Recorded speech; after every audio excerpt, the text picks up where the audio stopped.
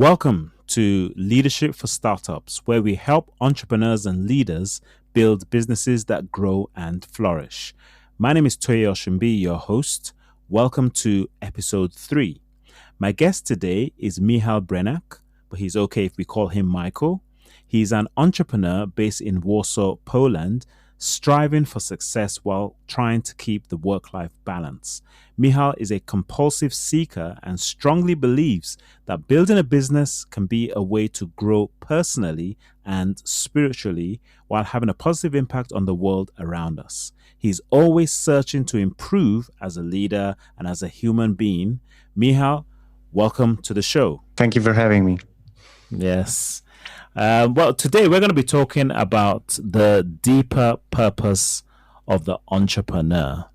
Mm-hmm. So tell us, why is this such an important topic for you?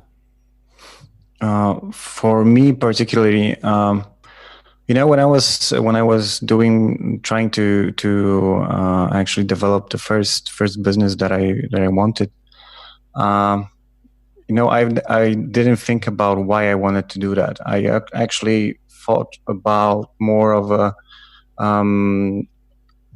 being successful. When it comes to being successful, I was only seeing the flashes and the splendor and all the glory and stuff. So I wanted to be successful, to actually impress others, and to get money, to get rich, probably quickly, and retire quick as well. Yeah, because it didn't involve. I thought that it wouldn't involve much work, or at least I will be my own boss. So it's like a pure, I would say, ignorance at the start, and then you actually just stumble upon reality, which actually slaps you in the face, and and then you have to really rethink why you want to do it, because if you won't have a good purpose in it, you actually won't be able to sustain a business and yourself in it as well. Yeah. Okay. Well, we're gonna obviously come back to that, but let's talk a bit more about other aspects of your life. For instance, black belts. Tell us a bit about that. Yeah. I have a passion. I have a passion for Brazilian Jiu-Jitsu, which I'm doing it now for almost 2 years. So it was actually one of my. It is actually one of my very long-term goals to actually to achieve the level of a black belt in Brazilian Jiu-Jitsu, which is very difficult. It must be, yeah. Yeah, I think it's around 10 or 12 years to actually get to that level. Yeah, to get to that level, to get the belt. So this is my long-term passion. I hope if the health will keep me on, and it actually helped me very well in different areas of my life as well, especially persistence, because in order to actually strive in Jiu-Jitsu, you have to tap, which means you have to deal with failure all the time. It's very similar to life, actually. Wow. Well, I'm sure there's a lot of things that you can transfer over into the business world. A few weeks ago, we had somebody who also was in boxing, and we used that as a metaphor as well. So, as we've talked about, this is an important topic for you. Tell us what is unique about living in Poland. Let's start there, because there's an entrepreneurial spirit that I think is in Poland.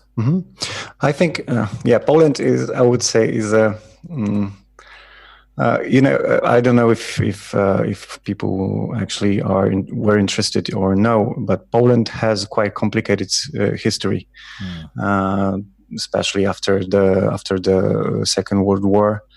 We had like a communist government for a long time, where there was no actually private endeavors, and we are now in I think third decade, over a third decade of having like a free market. So the entrepreneurial spirit is very strong, but the older generation, and there's a perception still in the society that sometimes the entrepreneurs or business owners, are not maybe always honest ones, in order to actually, there are some couple of like misconceptions about that. In order to actually succeed in business, you have to be like, you have to cheat. Yeah. So, but on the other side, I would say we are very, we have a lot of ideas. We know how to get along around problems, how to solve problems, difficult problems. So it's like, I think we have a really big potential, but we have like a kind of I would say, a difficulty to actually go to the world with our ideas. Yeah. Okay.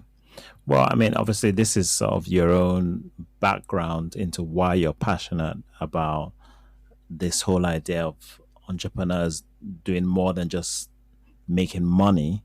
So maybe you can share with us some of the businesses that you've started off and how that's got you to where you are today. Yeah. Okay. So where to start? I actually, I had like, I used to have like a lot of constantly new ideas, but the issue was that with every new idea, it was like a really hot spark, but it went out really quickly as well. So I mostly failed actually. So, but with some ideas with which I got some success. They weren't very spectacular. They were more down to earth.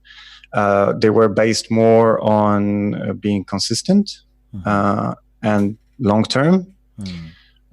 So the most successful thing that I was actually doing, I think, was in B2B trade, sourcing products, buying and selling, because I love building relationships with people. So selling for me is like quite natural.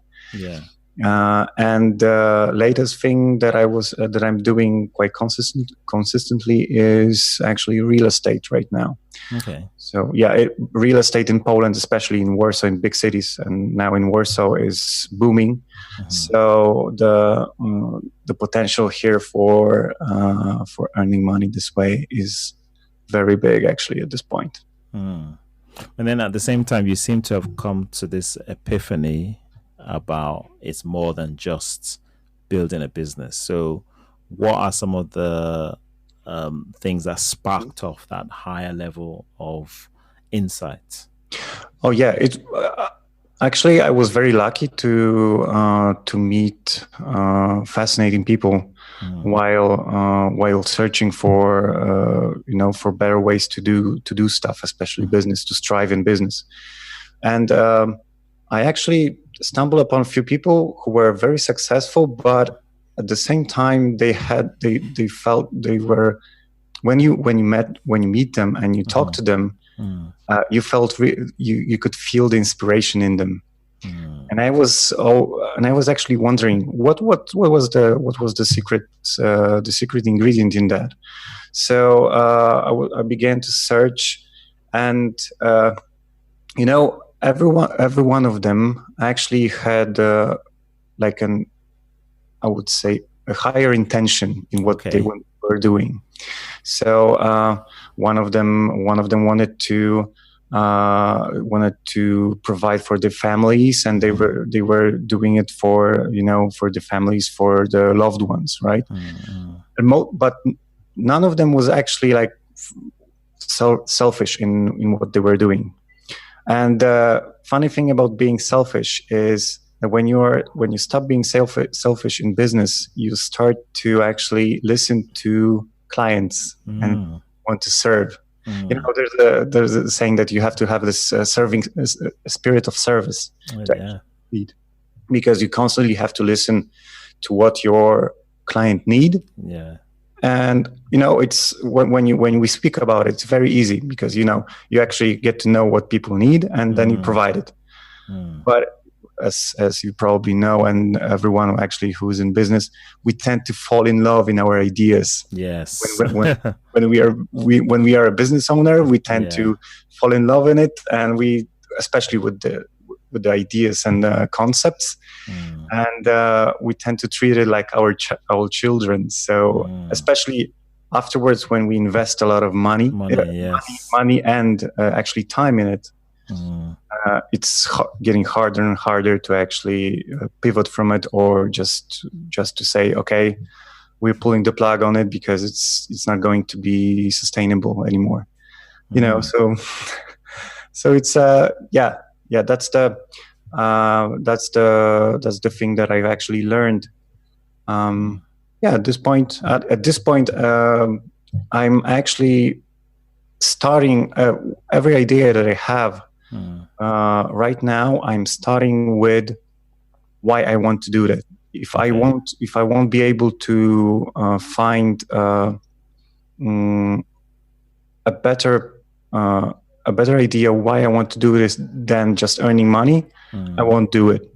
I won't do it, because money will always come, you know, especially nowadays when there's so much capital on the markets. It's very easy to actually earn a living and earn the money, especially if you are listening to what the people want. So from your experience, right, and with the number of people that you've like interviewed, the books that you've read, etc., is it that some people start with that higher purpose, or are there a number of people that start with the generic, I need to earn a living, I need to make money, and then they get to a certain point when they realize that maybe there's more to this? What's your own experience on that? Well, actually, I think there's a lot of both, because some people will actually start with a thing like this, like consciously. But I think a lot of people will actually have an idea. They will just go through with it, and after having a moderate success, or just at least financially, they will get burned out, and will have like will reach like a glass ceiling, you know, where they are, where their business won't grow anymore. Yes, because the basic law of being a business owner is that your business will grow only as much as you can. Yes. So in order to grow business, you have to grow with it, actually, first, because you won't be able to scale it more than you actually believe, or you are able to control it. So there are two ways, just like I said, and I think nowadays you can see a lot of people who are having a success, but they don't feel satisfied. They are looking for something more in life, especially, right? So they sell their business, then go for a soul searching, and then start a business, but from a different perspective, right?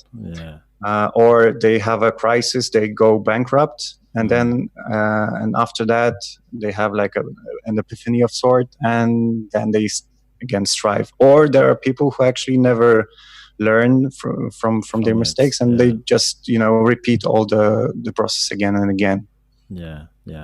So I know that I've heard from you that things like Start With Why is becoming more popular. And from what you're saying, then, what's your recommendation to business owners?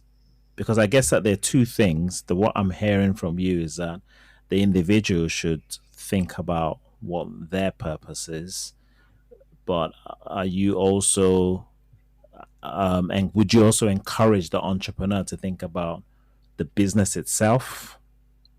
Because I'm guessing that if the business was serving the customer and that was the purpose of the business, then does that also answer the question in terms of my business is adding value to my customers, therefore I'm growing? Does that make sense?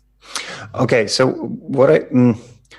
from what I understand, it's like being a business owner, in my opinion, is a profession by itself. Yes, because I think the best example of that is a person named Richard Branson. Okay. Who actually was starting businesses like in different areas and different industries where he had no idea of like he had no know-how about the industry, but with his spirit and with his like I would say open mindset, he was able to strive in different areas as well.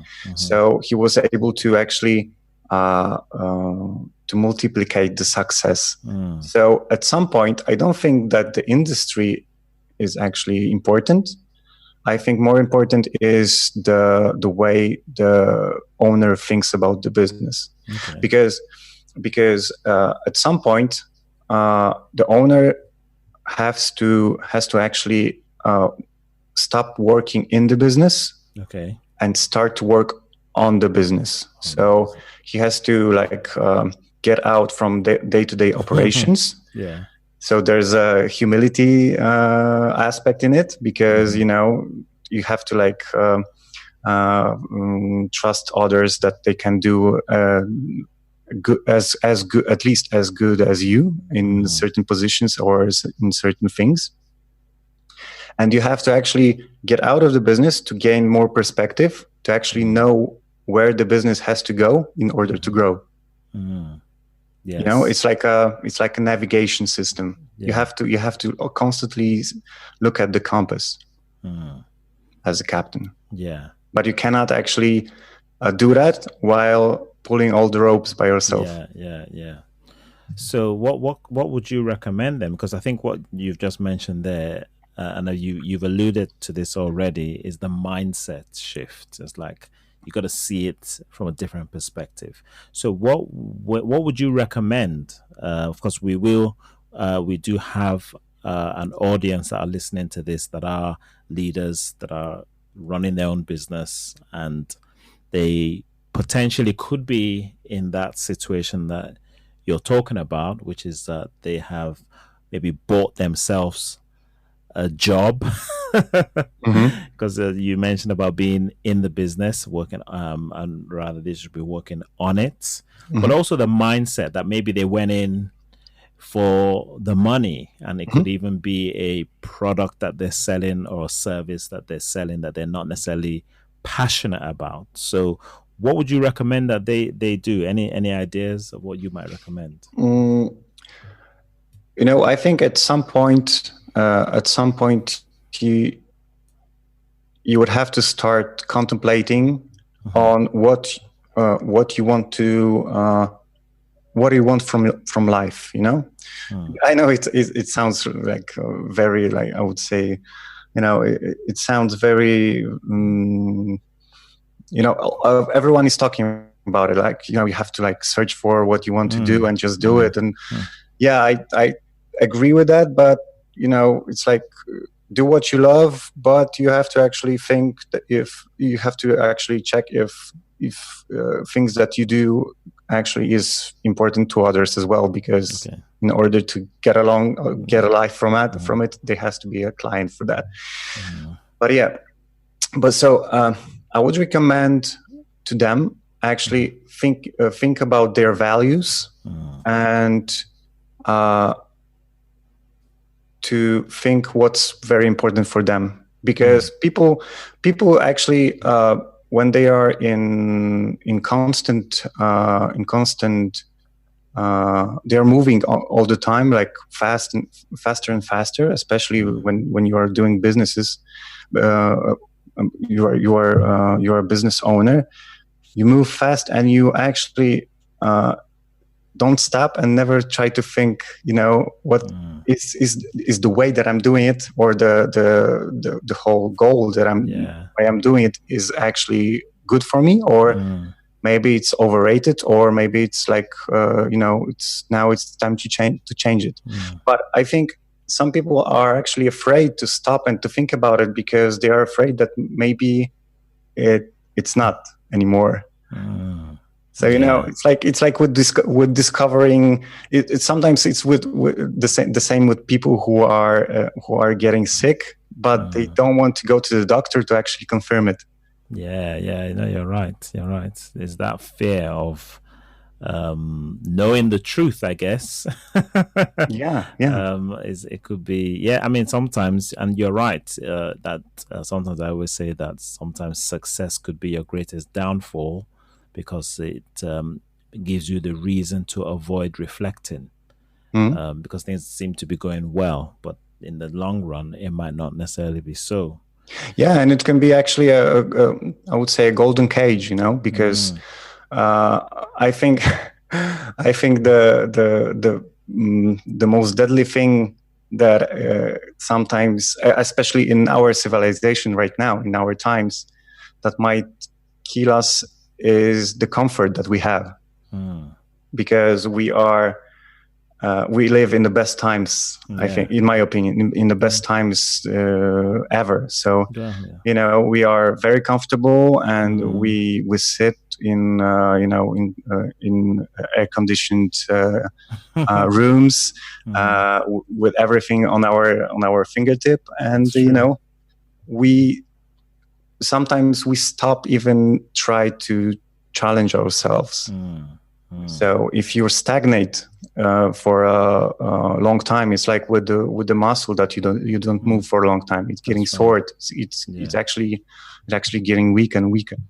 So the more time you actually postpone it, it will be harder to move it again. So I think a pen and a paper is actually the simplest way and the best way, actually, because the pen and the paper and to actually write things down, they make it solid. It doesn't disappear, and it actually makes you organize your thoughts. Yeah, and it's simple as that. I don't think there's a magical formula that you can actually do it, or you can. I don't think there's actually a way to actually outsource it. You have to go, because people are, you know what? I have a lot of money, so I will just pay a lot of money to a consultant who will just fix it for me. No, doesn't work. Doesn't work that way. Okay. So let's talk about the person who perhaps has put a higher thought towards their business and are going for it. From your perspective, how would they measure growth? Business, let's call it KPIs. Business KPIs are quite simple, right? So the revenue growth, and the amount of the market share that you actually hold is a great indicator. And of course the number of clients that you have.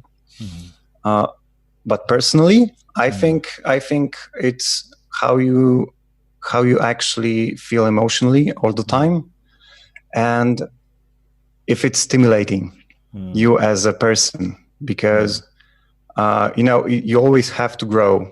If you stop, you're actually not doing anything good, because when you stop, you are actually getting back.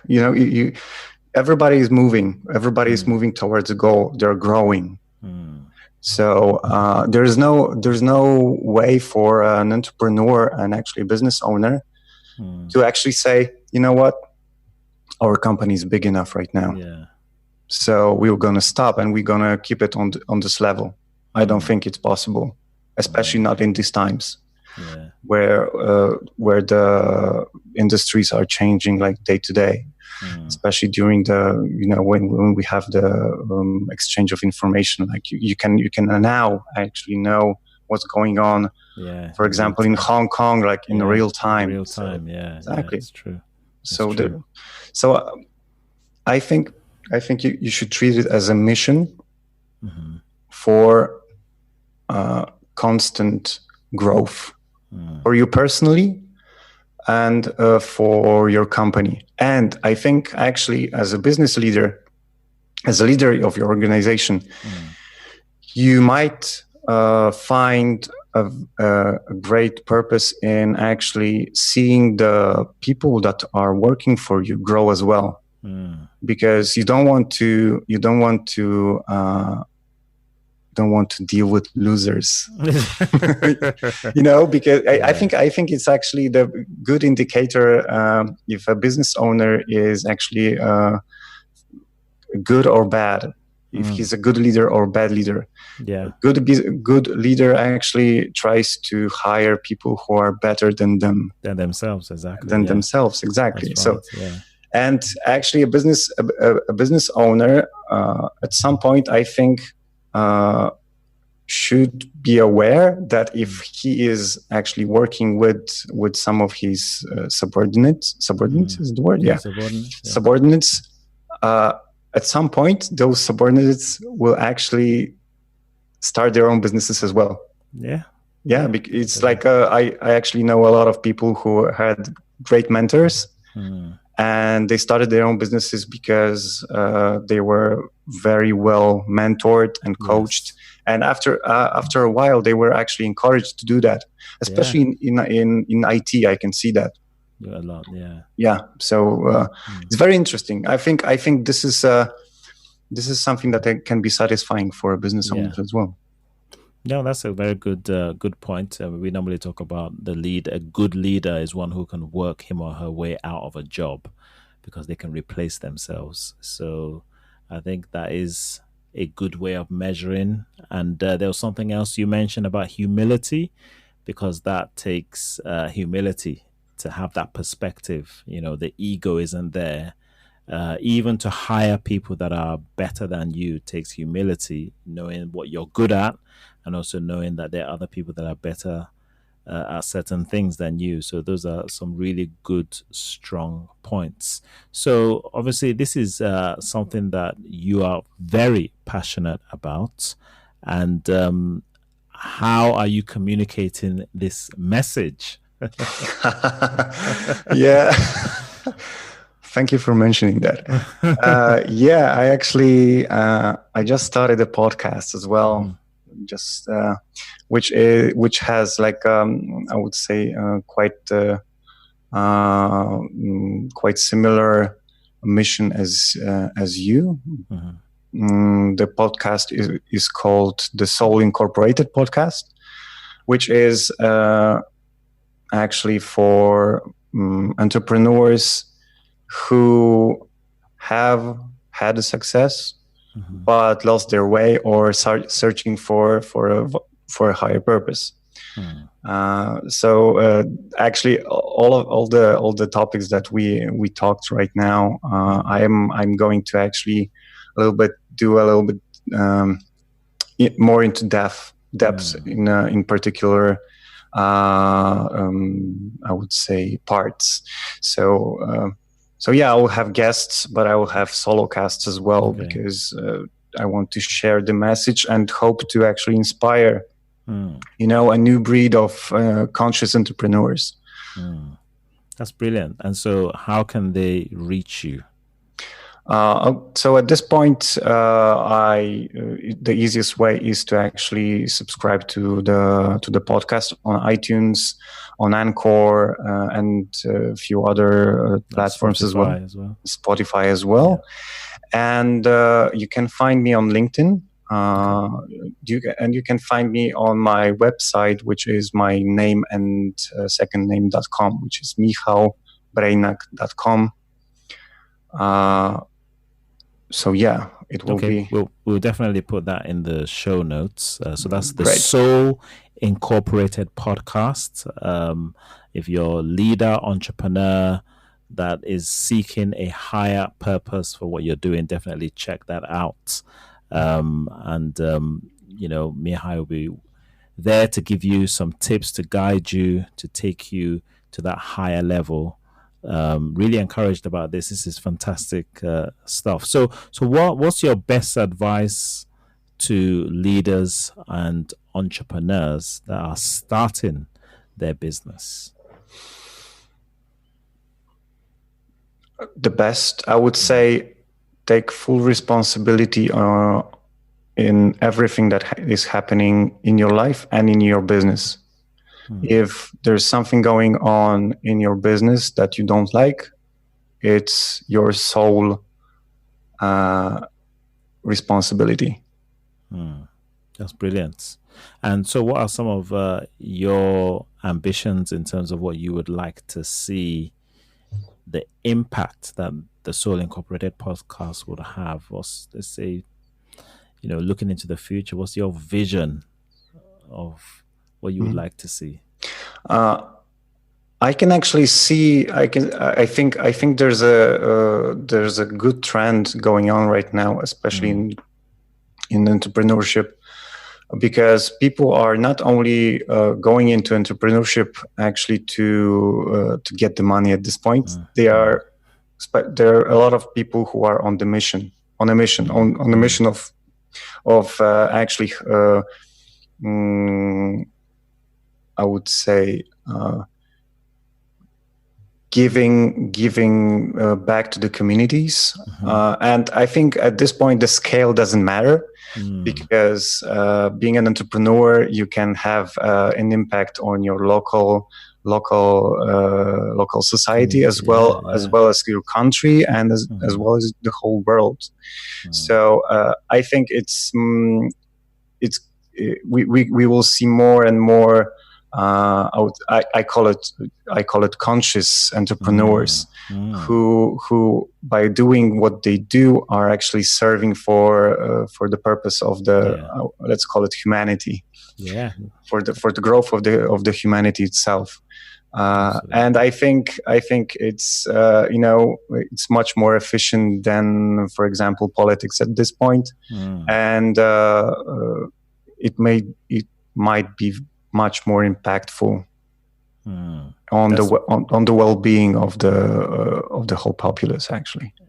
Yeah, absolutely. I totally agree. As you know, this is part of what we're trying to encourage as well, because in London, where I am based, we have this challenge over the last few years of knife crime. And when you look at the research shows that one of the reasons why knife crime is quite common, unfortunately, is we can trace it down to lack of jobs.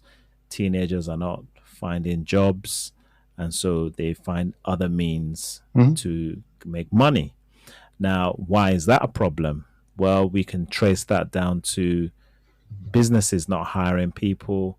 And why is that a problem? When you have businesses who, something that you mentioned, we have entrepreneurs that are working in their business, not on their business, not scaling their business, not creating products and services that allows them to scale to high. So you sort of see the impact that one entrepreneur can have in a society. And you're absolutely right that if entrepreneurs and leaders go in with the intent of doing good overall, then the world actually will be a better place. So I'm encouraged by what you're doing and the message that you're promoting, and we will keep on working together.